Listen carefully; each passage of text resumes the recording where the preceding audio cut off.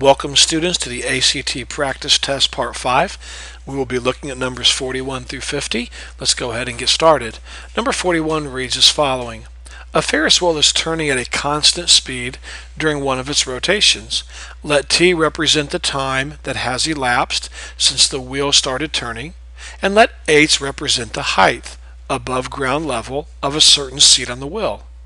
The seat is at its minimum height, lowest height, at t equals a seconds, and the seat is at its maximum height at t equals b seconds. One of the following graphs represents this relationship between t and h. Which one? Now, first of all, let's go ahead and do a couple of things. Let's understand that if you're on a Ferris wheel and you're in the seat right here, if it's turning, you understand, like right now, let's say the ground level is right here. And let's say you're 20 feet off the ground. As the seconds go by, like 1 second later you're here, 1 second later you're here, 1 second later you're here, 1 second later you're here, then here, then here. Do you see how the height is always changing? Every second, as long as the wheel doesn't stop, and as long as the wheel maintains a constant speed, which look at this first line up here, it says it has a constant speed, this seat is going to rotate around and be a certain height off of the ground, okay, as this seat goes around. This will be the highest point right here. You'll be way off the ground, way up there. Okay, so what they're saying here, this is a pretty tough problem. I'm going to tell you right now, it's not easy. Some of you will get it, some of you won't. But what they want you to do is to be able to look at a graph and interpret it and understand what it's saying. Now, if you've ever been on one of those really crazy rides that make you sick, they might shoot you up in the air, then shoot you down, then back up, then back down. Those kinds of rides are taking sharp turns. In other words, please watch this carefully. You're here, then a split second later, you're here. There is a quick, sharp turn, a quick, sharp change in your height based on time. It's not a smooth, rounded change. It's sharp, it's sudden. A Ferris wheel is not like that. A Ferris wheel is a smooth, rounded turn the entire time, giving you plenty of time to get sick. I'm kidding, but it's a smooth, rounded ride, okay? So the first thing you can do here is you can eliminate some of these graphs. Like right here, a model that's going to model a Ferris wheel turning is not going to be a graph that says, okay, we're here. And how about this one? There's no way that you stay at the same height for any amount of seconds. I mean, as long as this wheel is moving, your height is always getting lower to the ground, closer to the ground, or higher, further away from the ground. So there's no way that graph is it, and there's no way this graph is. Look at that sharp turn. It's here, then all of a sudden you're shooting down here in a linear movement? And no way, not at all. So guys, they're just really testing your ability here to understand graphs and to use common sense and read them and understand what the graph is saying. And all the graph is saying is, hey, give me a certain time t and I'll tell you how far they are off the ground, as long as I know the speed of the wheel and all of that. So it's going to be one of these two. Now look what it says. This is really pretty simple. Right here, the seat is at its what height? Minimum height at t equals what? A. So let's look at these two graphs. Here, when we get to t equals a, the graph's way down here. Here, when we look at a, the graph's way up here. Now, common sense would tell you which one of these is showing you a low minimum height when t equals a. This one is. This is showing you that at the time of A, you're at a maximum height, and that's not correct. So this is the right answer, okay? Smooth rounded turns like that, and when t equals a, you're at your minimum or lowest height. And by the way, you're at your maximum height when t equals b, and here's b, and we're at our maximum height, okay? Not too bad. And what are they teaching? What are they testing you on? Again, your understanding of graphs, reading of graphs, knowing what input output is when you have a certain t, you have a certain h, and being able to understand that. Number 42, in the line below, X and Z are on line M and Y is on line L. The exterior angle to X, Y, Z at Z the exterior angle to triangle X, Y, Z at Z measures 160. One of the following statements will give us sufficient additional information to find the measure of angle B. Which one? Now, let me tell you right now what they're testing you on. Are you ready? They're just, and you know what? Here's the thing. Before I tell you what they're testing you on, the problem with this problem, if you will, is there are so many geometric principles. I mean, how can I say study this list of objectives? And there's just so many they could throw at you. But some of the basics are the sum of the interior angles of a triangle is 180. Another basic one would be the sum of the interior angles of a quadrilateral, a four-shaped object, is 360. Here's the one they want you to use on this problem is whenever you take one side of a triangle and extend it, we call that an exterior angle, and it's 160 degrees. And what you need to remember is this angle here, I guess they're using E and B, so I'll use E and B. E and B. These two angles here will always add up to this angle here. Always. So if you're ever given an exterior angle of a triangle, and you know one of these angles here, like let's say this is 30 degrees right here, then you know this angle here has to be 130 because these two interior, they're called remote interior angles. These two remote interior angles will always add up to, or their sum will always equal this exterior angle out here, always. So that's what they're kind of wanting you to remember in this problem. So let's go ahead and apply that now. What additional information, which one of these options down here gives us sufficient additional information to find the measure of angle B? Now here's the measure of angle B, right? And don't we know that this angle here is 160, correct? And what did I just tell you? If we add E and B together, put a plus sign here, if we add these two angles together, I'll get 160.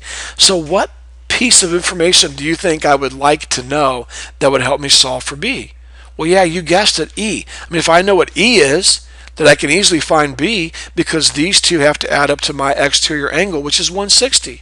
Well, do any of these comments down here help me find D or help me find E? Students, this one does right here.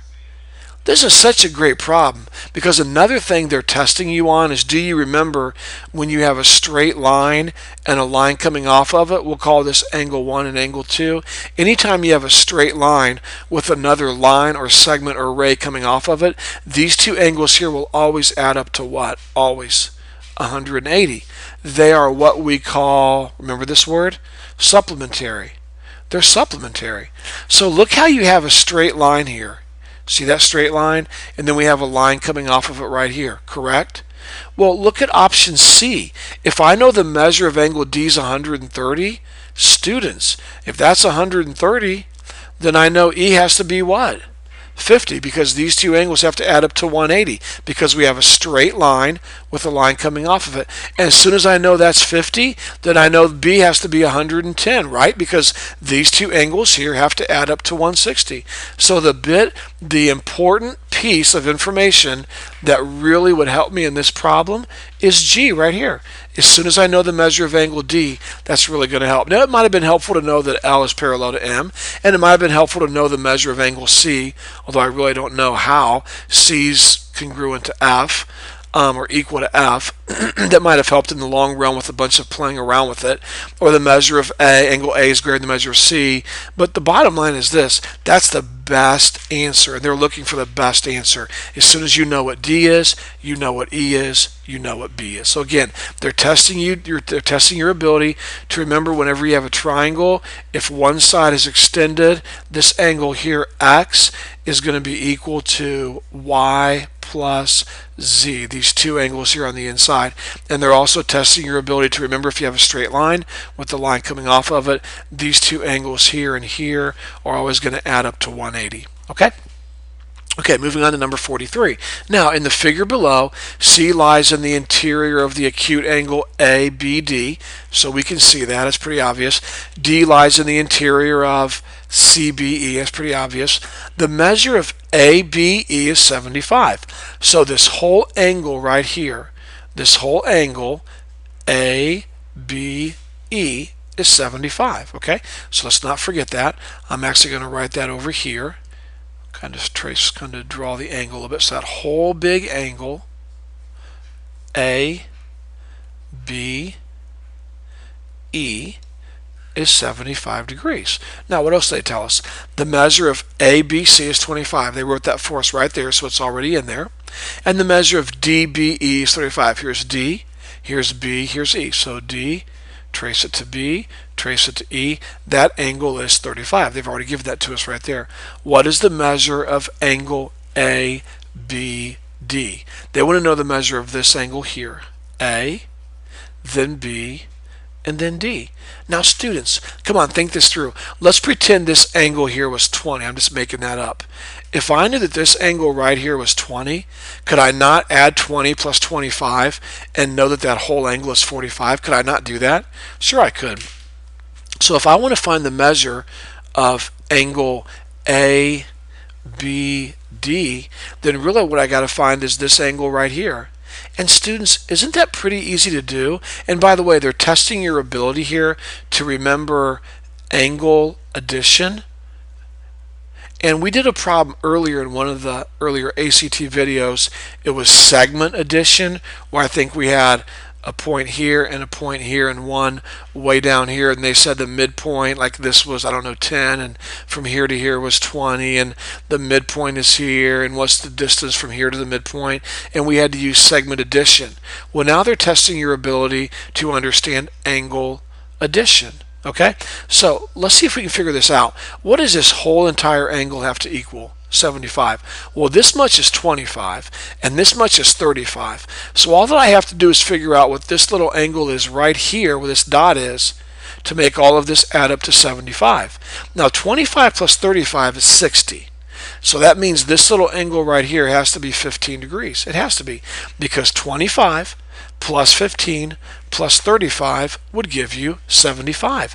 And this whole angle, it says right here, ABE, the whole angle is 75. Now that you know the measure of this little angle right here, that little angle right there, let's go ahead and answer the question. What is the measure of ABD? Well, here's A, here's B, and here's D. Add those two together and you'll get 40. The answer is 40 degrees. Now, again, they're teaching you angle addition. They're teaching you reasoning skills. They want to see if you can see what the whole sum is, and then find out what that missing angle right there would have to be, and then go ahead and add those two angles together to find the complete sum of these two little angles here that make up this angle. Okay, so that's what they're testing you on. All right, number 44. Now this is going to be a tough one. I'm probably going to have to open up another page here and go back and forth. There's just not a lot of room. Okay, the problem reads, Lee is standing at point L, so here's point L, on the north side of the small canyon in the figure below. As measured by line of sight, Lee is 2 miles from T, and that's drawn for us right here. And she is 3 miles from the scenic overlook S, and that's drawn for us also right here. So 2 miles from T, 3 miles from S. Okay, so here's your 2 and here's your 3. Lee, the observation tower, and the scenic overlook are all at the same elevation. The measure of S is 28 degrees. Which of the following equations, when solved, gives the measure of angle T? Now students, listen to me. You should have had something in geometry or advanced math or pre-calculus called the law of sines, or the law of sine, however you want to say it. And it was something like this: side A over the sine of A. And by the way, if you're in geometry this year, as a senior, you'll get this later, okay?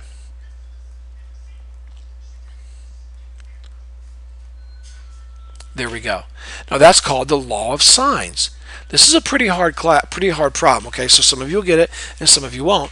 Now, look, what they've done in this problem is very unique.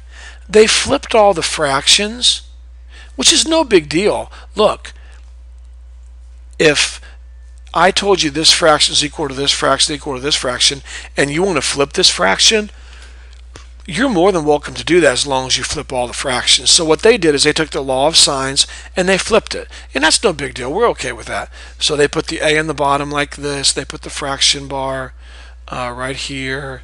So I'm going to quickly move all this around. So that's what they've done. No big deal. Kind of unorthodox, but that's fine.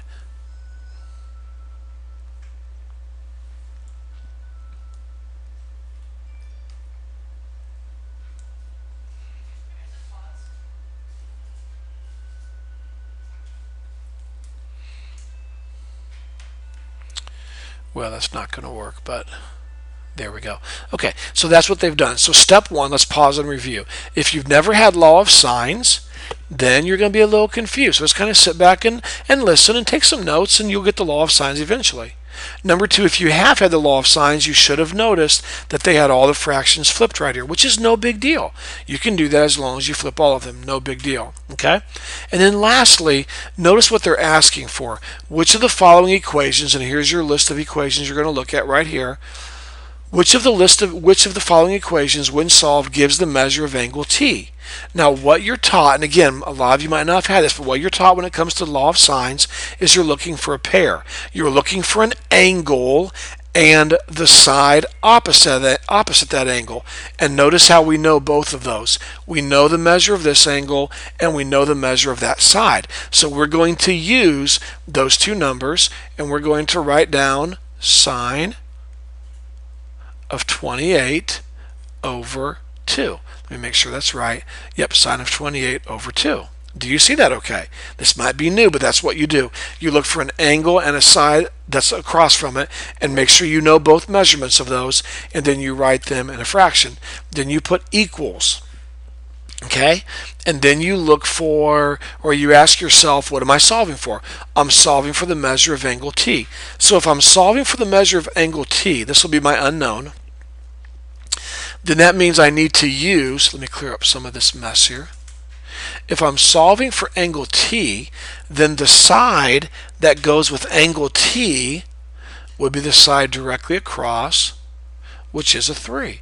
So just like the 2 and the 28 went together like that, t and this side over here go together. So I'm looking for angle t, and I'm going to use side 3 to help me. So I'm going to say side 3 over, now it's angle t, so I'm going to take the sine of angle what? T.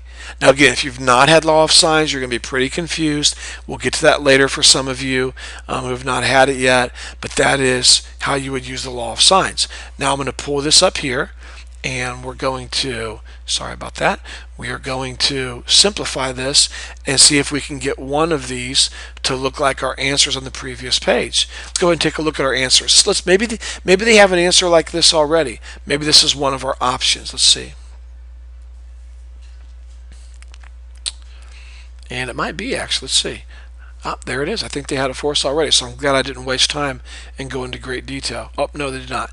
Sine of 28 over 2, sine of t over 3. Let's see here. Here it is right here. Letter F. Sine of t over 3, sine of t over 3 equals sine of 28 over 2 equals sine of 28 over 2. So there it is. So your answer would be letter F. Okay, now that's, again, if you've had law of sines, it might have been a while, but at least it rings a bell a little bit. But that is how you would solve that problem. Okay. All right, number 45. Number 45. So what are they testing you on previous there? They're testing your remembrance, how well you remember the law of sines, how to set it up, and how to use it. Okay. All right, number 45. Mr. Green is buying mulch for his triangular shaped garden. When the mulch is uniformly spread 2 inches deep, each bag of mulch will cover 12 square feet. However, though, Mr. Green wants to spread his mulch 3 inches deep, okay? So which of the following is the closest to the number of bags of mulch Mr. Green will need for his garden? Now look, to me it's common sense. There's no way we can solve this problem until we know the area of the triangle. We have to find the area of the triangle. So if you'll think back to your formulas for area of a triangle, it's 1/2 base times height.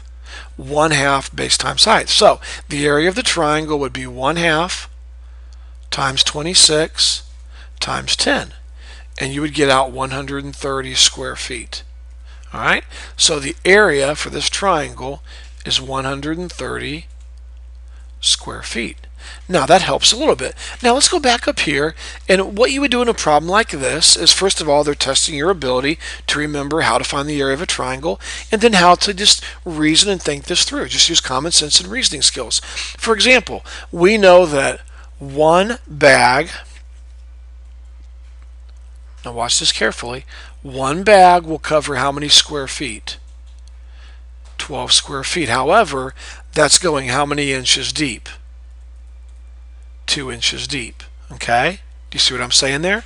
Now, and it says that right here. One bag will cover 12 square feet, 2 inches deep. Okay?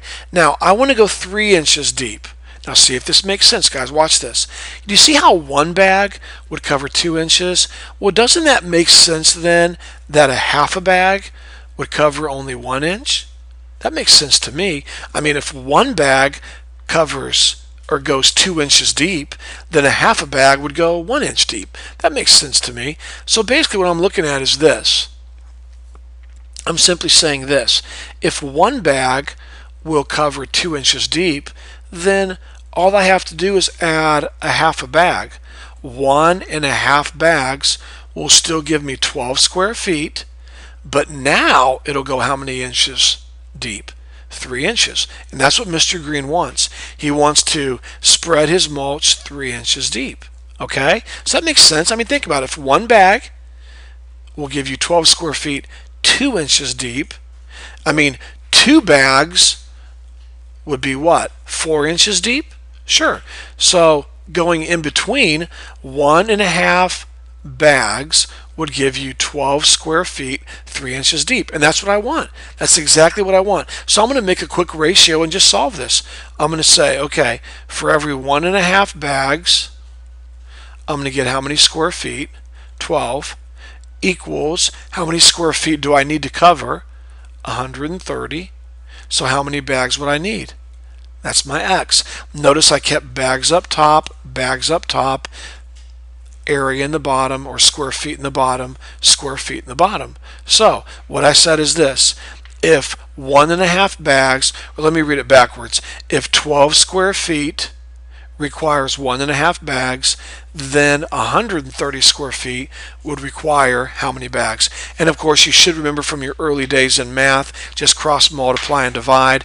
12 times x right here, 12 times x would be 12x. And then 1.5 times 130 would give you, I think, I'm doing it in my head, it should give you 195. Let me quickly check that while I'm talking. Yep, 195. So 1.5 times 130 is 195. And then divide that by 12. Divide both sides by 12, and you'll get 16.25. 16.25. Now, notice none of the answers there are 16. Do you see that okay? And that's okay. It says, which of the following is the closest? So they've tested your ability to find the area of a triangle. They've tested your ability to problem solve, where if one bag is going to give you 12 square feet 2 inches deep, but he wants 3 inches deep. How are we going to correct that? Well, we corrected that by making it 1.5 bags will give us 12 square feet 3 inches deep. And they tested your ability to use ratios or some form, some way, to some method to solve this. And now they're testing, can you use common sense and see which one of these numbers is closest to 16.25? Well, it's obviously 17. That's the closest number out of all 5 of these to 16.25. Okay? All right, I hope that's been a help. Let's take a look at number 46. Okay, this is a really good problem. A child's dose of medicine is often based on an adult's dose. For some medicines, Cowling's rule, and I've never heard of that, but I'm sure it's for doctors and pharmacists. Cowling's rule would be D equals, and then capital D, A plus 1, all over 24. And this relates the dose D of milligrams for a child of age A years to the adult dose of D milligrams. Which of the following expressions gives A in terms of D and D? Now, first of all, you need to understand what this means, A in terms of D and D. Okay? Can I give an example, please? Area of a triangle equals 1/2 base times height. You know what that means? That's A in terms of B and H. If I said the perimeter of a rectangle is 2L plus 2W, this would be P in terms of L and W. Are you getting what I'm saying here? If I said the circumference of a circle is pi d, remember pi is a number, I would say this is C in terms of D. So when they ask you when they ask you, hold on one second, please. When they ask you to give A in terms of D and D, that means they want you to get A all by itself in such a way that the only two variables you have over here are D and D. Now there can be numbers, that's fine, but A has to be all by itself, A in terms of D and D. So that's what that expression means. A in terms of D and D means A all by itself with D and D on the other side. So what they want you to do is simply take this formula and get A by itself. Now here's the first thing I would do. See this 24 in the denominator? I know if I take this whole side and multiply it by 24 over 1, it'll cancel out my 24s. But if I multiply one side by 24, I must multiply the other side by 24. So now I'm left with 24D equals, these cancel, D parentheses A plus 1. Now let me explain that another way. If I had 2x equals 6, the 2 and the x are multiplying, right? And the opposite of multiply is divide, so I divide both sides by 2 because we use the opposite operation. Well, let me ask you a question. What is this 24 doing in the denominator? Isn't it dividing? Sure it is. And what's the opposite of divide? Multiply. So I'm going to multiply both sides by 24 to get rid of it. Now, I still don't have A by itself, but notice I have D times this whole group.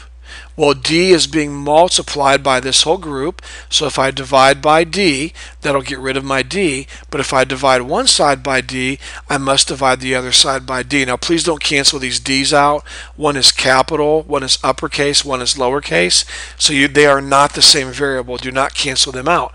So now I have 24 little d all over capital D equals A plus 1. And now simply bring the 1 over and make it a negative 1. Bring the positive 1 over and make it a negative 1. So 24 little d over capital D minus 1 equals A.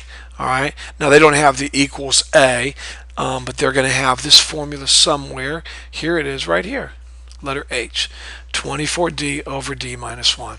Pretty cool. All right, let's continue on and take a look at number 47. Oh, my fault. They're testing your ability here, and we did this in Algebra 2 and Algebra 1, to solve abstract equations, or I like to call them multivariable equations. And that's really all they're testing your ability here is, can you solve multivariable equations? Can you isolate a variable when you have more than one variable in the equation? And that's something you should know how to do. All right, number 47. Now guys, I'm going to quickly give you a list of logarithmic properties you need to be familiar with. Are you ready? Okay, the log of x times y, and I'm going to put arrows pointing both directions because it goes both ways, is the log of x plus the log of y. Okay? And the logarithm of x divided by y is the same thing as the log, and you take the top of your fraction and then minus the logarithm of your bottom fraction. And then one other thing that you should have learned is log, and I guess we'll call this base A. I should have given it a base, so we'll put base A's here because they do have to have the same base. If I have log base A of B with C as an exponent, that's the exact same thing as moving the C to the beginning of the logarithm like that, and it would look like this: C logarithm base A of B. Now, if you've not had this in Algebra 2, or if you've had it and you've forgotten it, I'm just reviewing. Remember, the goal of an ACT practice test is not to teach you what you haven't learned, is to review what you should already know. And so this should be review.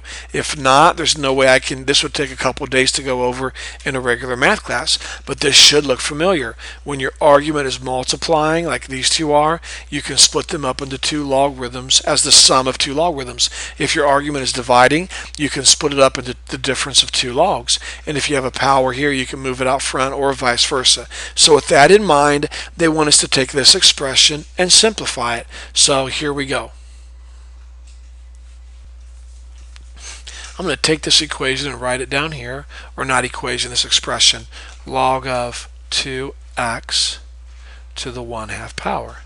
Now, the first thing you need to know is there's really a 1 here, even though you can't see it, and really a 1 here. So I can multiply the 1/2 through, and now I would have the logarithm of 2 to the 1/2 power x to the 1/2 power, because 1/2 times 1 is 1/2, 1/2 times 1 is 1/2. Now, next, what did I show you up here? When you have an argument in which there's multiplication, you can split it up into the sum of two logarithms. So 2 to the 1/2 times x to the 1/2 would be the same thing as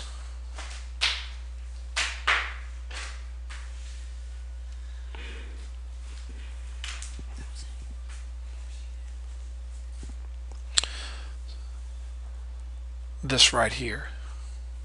All right, so the log of 2 to the 1/2 power plus the log of x to the 1/2 power. Okay, and now what did I teach you right here, or what did I review? Whenever you have a power, you can move it out front. Okay, so if I move the 1/2 out front, I would have 1/2 log of 2 plus 1/2 log of x. There we go. There we go. Now, that would match letter D right here. And so there's the answer. Okay, so we're just reviewing logarithmic properties. These are the basic ones you need to know right here. I mean, there are some other ones I could throw at you, but these are the basic ones you need to make sure you're familiar with. These are really, really important to know. They could throw all kinds of different types of logarithmic problems at you like this, so make sure you know these properties. All right, number 48. All right, now the first thing you want to do in a problem like this when you're taking the ACT test, first thing I always do is I just stop and I go like this. I just split the two triangles up. I mean, I've got a little triangle right here. That's this one right here. And then I've got a big triangle right here. And that's this one right here. Okay? Now, my little triangle has a length of 16 right here. Do you see that? It has a length of 8 right there. So I'm going to go ahead and put an 8 right here. Now I know the length of this whole side right here because from here to here is 16 and from here to here is 12, so I know this whole length right here has to be 28. So this whole length right here is 28. Now something else you need to know, and please listen to me carefully. Please listen to me, whenever you have a triangle drawn within a triangle like this, like they start off the triangle, then they put a line like this. Whenever this line right here is parallel to this line here, then these two triangles right here, the little one and the big one, they're not congruent, obviously, but they're similar. They're similar. And what that means is their sides are in proportion to each other. And how do I know? Do I know that this side here is parallel to this side here? Let's go ahead and read the problem. Let's find out. In triangle ACD, BE, here it is parallel to CD. Here it is. So we do know they're parallel. And the given lengths are in feet. Given that CD denotes the length in feet of CD, which of the following proportions involving CD must be true? So in other words, which of these proportions over here would help us solve for CD? Well, I think it'd be very helpful, and I should have done this right away. I'm going to label these vertices. This is A, this is B, this is E, and this is A, and this is C, and this is D. Now it says we're looking for CD right here, okay? Now, think about this. If these two triangles are similar, which they are, I can say 16 over 28 equals 16 over 28 equals 8 over side CD. Now, I did know this was going to happen, okay? When I come over here, I don't see any of these matching. This one almost does, but it doesn't quite work. So what am I going to do? Well, I'm showing you both ways just so you're familiar with this. Look, don't forget that when you're writing proportions, there's more than, or ratios and proportions, there's more than one way to do it. You can definitely say as 16 changes to 28, 8 changes to CD. But there's also another way you can write it. You can say this right here, 16 over 8, 16 over 8 equals Now 16 was first up top, so 16 over 8 equals 28 over CD. You can definitely say that. Now let's see if that matches anything over here. 16 over 8. 16 over 8. Here's 16 over 8, but it does not equal 28 over CD, so that's no good. I don't see any 16 over 8s. Maybe they flipped these two. Sorry about that. Maybe they flipped these two. Maybe they said 8 over 16 equals CD over 28. That would be the same thing. You can flip this side as long as you flip this side. Let's see if that works. And there it is right here. 8 over 16 equals, no, that's not it. Sorry about that. 8 over 16 equals CD over 28 right there. Okay, now let's review. What they're testing you on here is a geometrical principle that whenever you have a triangle written within another triangle in such a way that this side here is parallel to this side here, then the two triangles will always be similar. And if they're similar, then you know their sides are in proportion to each other. Or in other words, corresponding sides are proportional to corresponding sides. So I could say 16 over 28 equals 8 over 16 over 28 equals 8 over CD. That's totally awesome. That's fine. But it didn't match any of these. So you can also say 16 over 8, which is this, equals 28 over CD. Now none of these answers match this one. So I said, okay, I'll flip each side. So I can flip this one and flip this fraction, and then it finally matched. So this is a really good problem here for you to understand similar triangles and proportions, okay? And you need to know there's so many, I mean, how in the world can anyone, express to you every single geometrical property or principle that you've learned? Every single one of those you need to know for the ACT test. It's not possible, but know the basic ones, and this is truly one of the basic ones, okay? All right, moving on to number 49. Number 49. Now this will be a problem that a lot of you probably have never seen before, and you probably never will if you're not going to take advanced math or pre-calculus. But let me very quickly give you a model and some things you might need to know.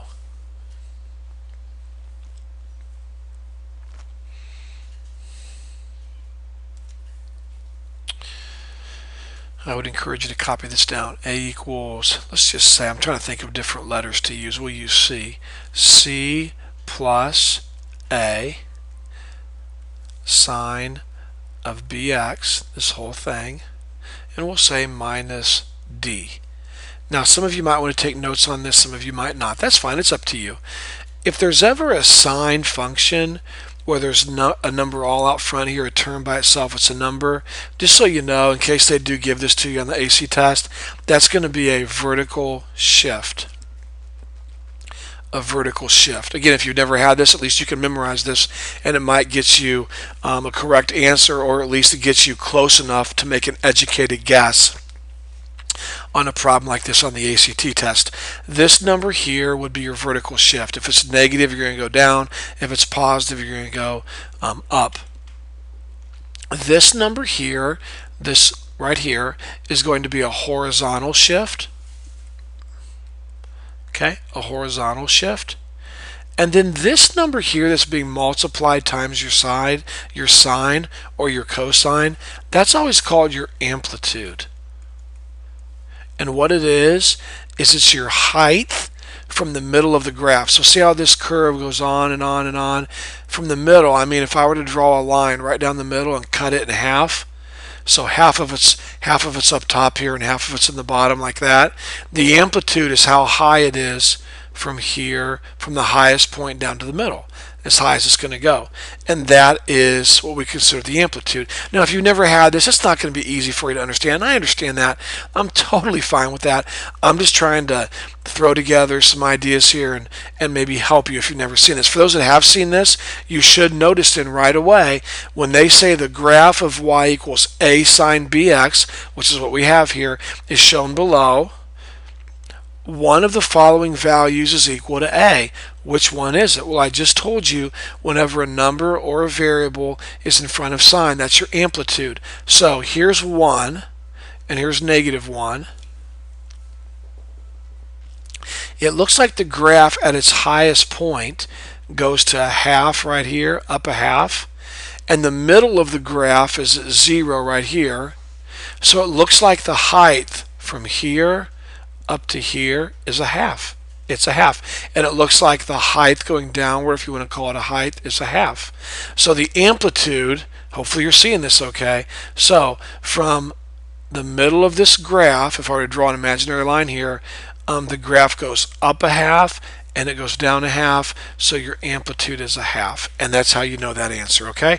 Because whatever this is in front of your sign, that's going to be your amplitude, how far up and down you go. And looking at the graph, you can see you go up a half and down a half, so the answer is 1/2. Now, what are they testing you on here? Well, they're testing your ability of understanding your sine, cosine models, okay?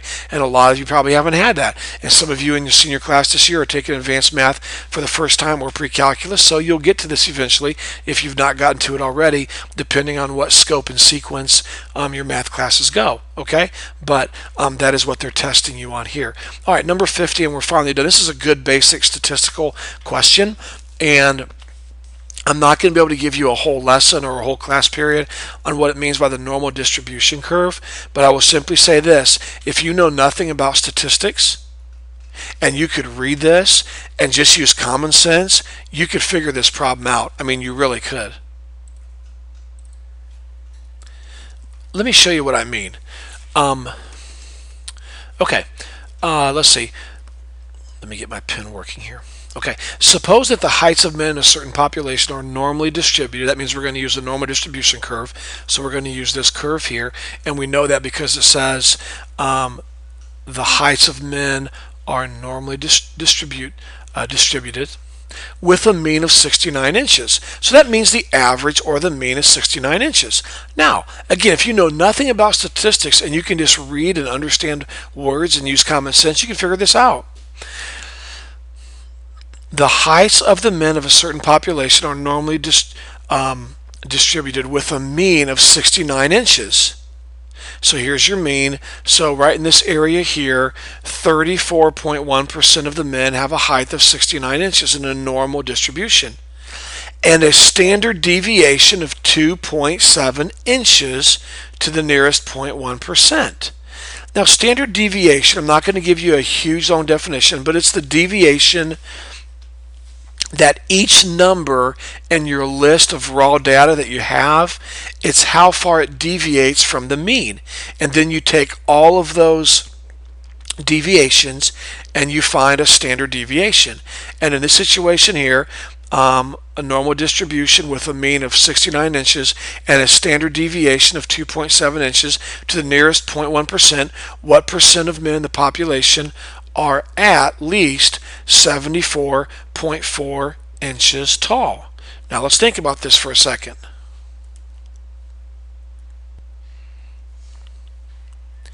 If one standard, here it is, if one standard deviation is 2.7 inches, now again, if you can just read and think here, here's where the mean, the average falls right here, okay? Now once you start to deviate one standard deviation, that's that whole space in there, okay? Because think about it, people are not going to either be 69 inches or at 2.7, 71.7. There's going to be a gradual increase or decrease. So when it says right here, please watch this, and this will make sense to you. When it says one standard deviation is 2.7 inches, that means it starts to deviate here. Here's all the mean. This is all the average people right here. Their average height is 69.0. That's 34.1% of the people.